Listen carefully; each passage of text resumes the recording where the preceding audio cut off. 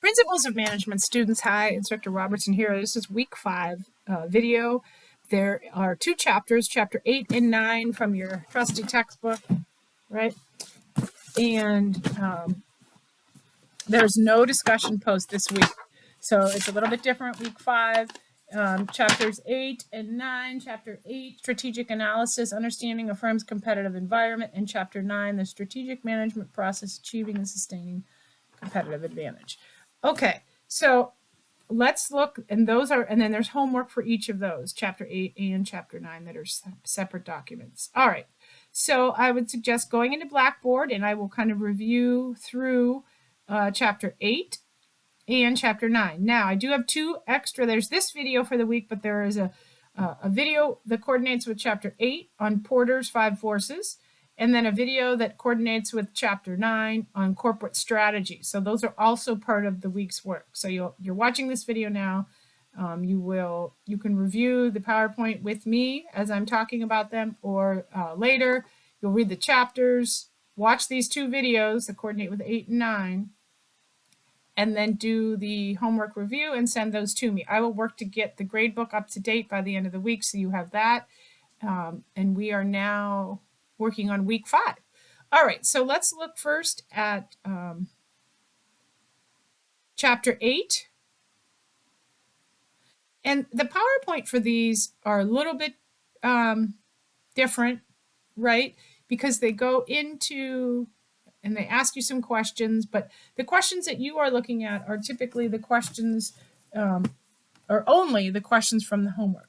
So when we're looking at chapter 8, there are 7 different items that are covered in this chapter, and several sections. So if we look at the first section, 8.1, gaining advantages by understanding the competitive environment. And so when we're thinking about the competitive environment, we're thinking about external factors, internal factors, right? So this is where we start to talk. We already talked about the SWOT analysis, using that SWOT analysis to move forward, right? I think I had a video on SWOT analysis in an earlier, from chapter, where's my SWOT analysis video? Corporate strategy. Did I have a SWOT analysis video for you guys in this? I don't know if I had a SWOT analysis video for you. I have Porter's 5 forces.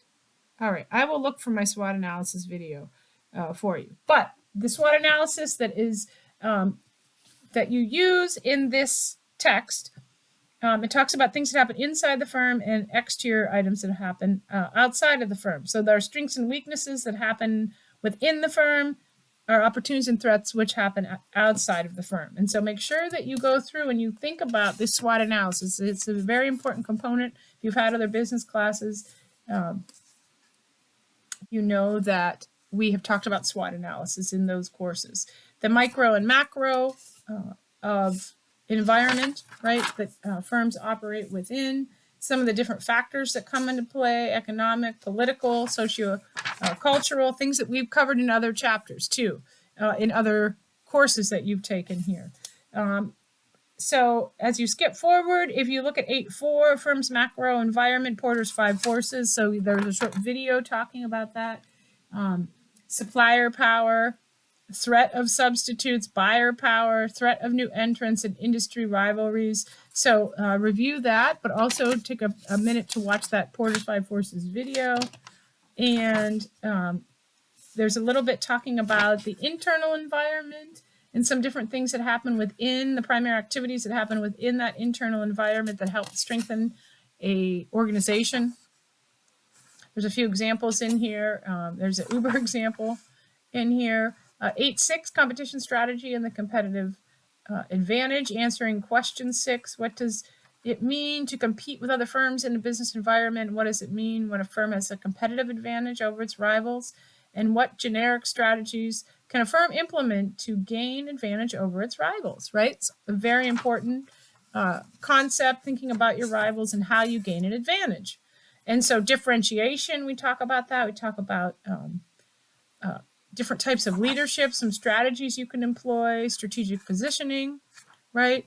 There's an example on page 269 in chapter 8 talking about strategic groups in the retail industry, different types of differentiation, right? When you have like luxury items and specialty items, they're highly differentiated versus discount stores and big box stores that are low differentiation, right? And so that leads into strategic positioning, and that is our chapter 8. Chapter 9, when you're looking through chapter 9 and talking about strategic management process, achieving and sustaining that competitive advantage, right? So there is the role of strategy in business. There's also a short video that goes along with chapter 9.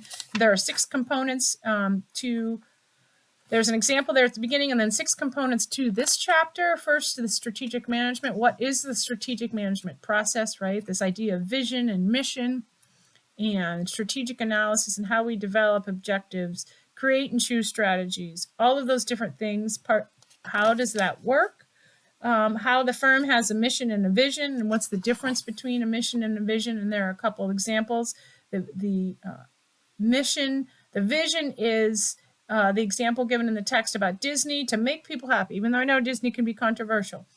And then the mission is more focused. How do they achieve that vision, or how will we accomplish that vision? The mission of Walt Disney Company is to be one of the world's leading producers and providers of entertainment, information, etc.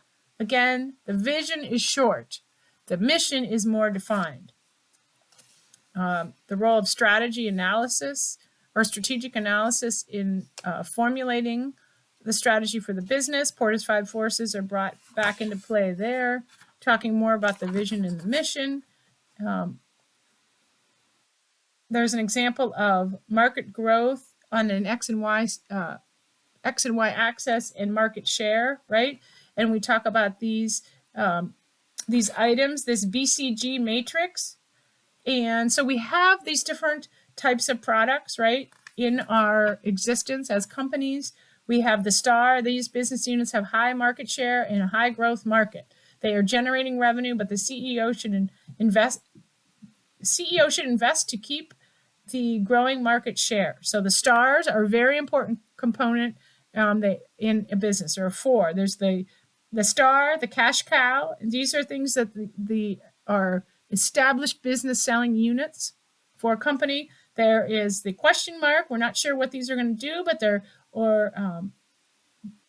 and they're not doing that well in high growth market, but we need to figure out, are they going to be stars or are they going to be dogs? And dogs, we love dogs, but in this scenario, these business units are doing poorly in a low growth market and should be divested or gotten rid of, right? So what kind of product, when we assess like the different things that we're doing, is it a cash cow that we need to keep?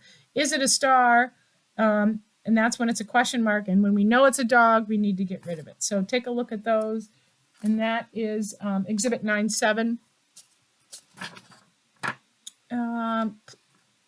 How and why do managers plan, right? So in 9.5, you talk a little bit, the text talks a little bit about planning. There's a few examples of 5-year outlooks, looking at a SMART framework: specific, measurable, achievable, relevant, and time-bound, setting goals, right? So that's the importance of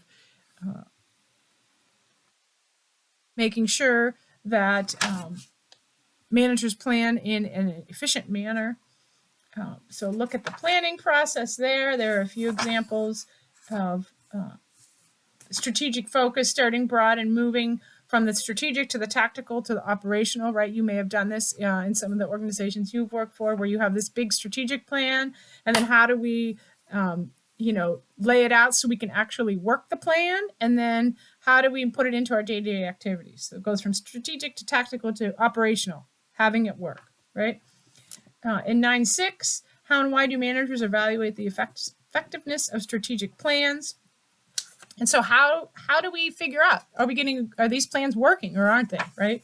And so there's a few items in that last section, 9.6, that talk about how well we think things are working, and some different actions that can be taken. And so that is chapter 9.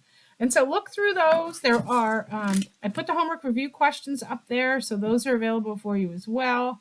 Again, as always, if you have questions, please let me know. I am available to meet virtually I am on the East Campus now in the mornings, and I am on the West Campus in the mornings on Monday and Wednesdays. I'm on the West Campus afternoons, Tuesdays and Thursdays if you need to meet with me, or at a different time if you need to. Otherwise, keep up the good work. And chapters 8 and 9 are this week's homework. No discussion post this week, though.